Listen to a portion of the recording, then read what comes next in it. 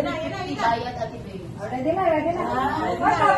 Tapos ano bubuksan nyo kasi explain. Kasi isa yung laman. Oh my God! Anong oras ako? Hindi, wala lang.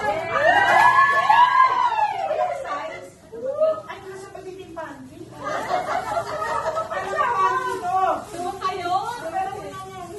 Oy, pajama. May pansabot pa dyan. Okay, away. Ito po ay paper soap. Ay, babasahin na. Meron ka itong dry tissue. May wet tissue. At meron small towel. Kay towel lang ka. Saan nabibili yan? Para pag kayo ay nagpunta sa... Para pag nagpunta kayo sa mall. Nakain kayo.